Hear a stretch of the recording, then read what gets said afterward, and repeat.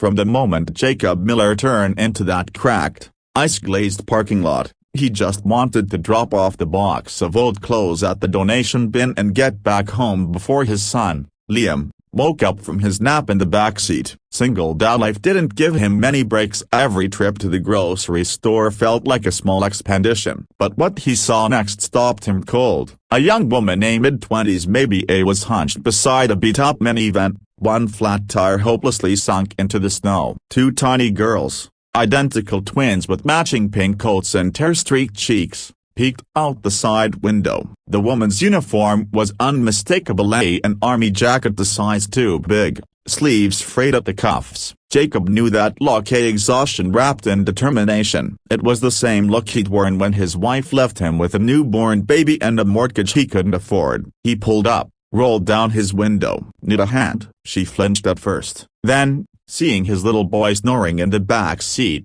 her shoulders dropped. "It's the spare. It's flat too." Her voice cracked. "I don't know what to do." Jacob parked, grabbed his toolkit, and knelt by the tire. He saw the army base sticker on her windshield and the bags piled in the back. More than just weekend gear. She was moving. "Running, maybe." "You heading somewhere?"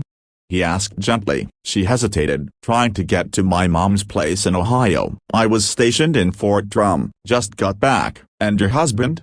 he asked before he could stop himself. She let out a humorless laugh. "He's gone. Never met his girls." Jacob swallowed hard. He knew that kind of alone. While he patched the tire, Liam woke up, blinking groggily. He waved shyly at the twins, who giggled back through the glass. Within minutes, they were out in the snow, bundled up and building crooked snowmen together. It struck Jacob how kids could find friendship faster than any adult ever could. The woman, her name was Emily, watched him work, her eyes darting nervously every few seconds to her daughters. He noticed she hadn't eaten. There were empty snack wrappers on the passenger seat, but nothing else. When he finished, she tried to hand him a 20. Her hands were trembling. "No," he said firmly. "Keep it. You're driving 500 miles with twins in a snowstorm. You'll need every penny." She shook her head, eyes welling. "I don't know how to thank you." "You don't have to. Just promise me you'll get there safe." He couldn't stop thinking about her that night. While Liam drifted to sleep, Jacob lay awake, picturing that battered minivan crawling down icy highways. He didn't know her whole story, but he knew she was someone's daughter, someone's mother, someone who'd served day and now had nowhere to go but home, if she even had one.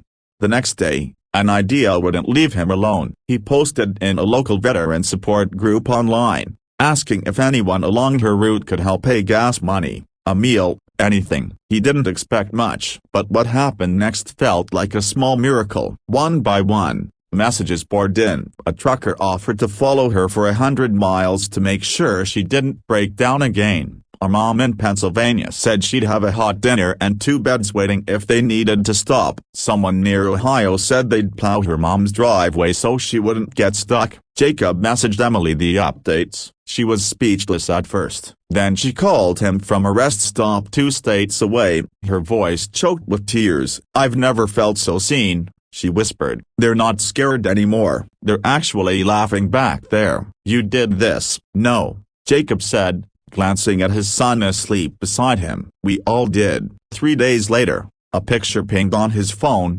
Emily, standing on her mother's porch with her twins in her arms, safe and smiling. A neighbor had taken the photo. In the background, her mom was waving, eyes bright with relief. Jacob sat there for a long while, looking at that photo. He felt something shift inside him, a reminder that even when the world feels impossibly cold, the warmth of one simple act of kindness can spark something bigger.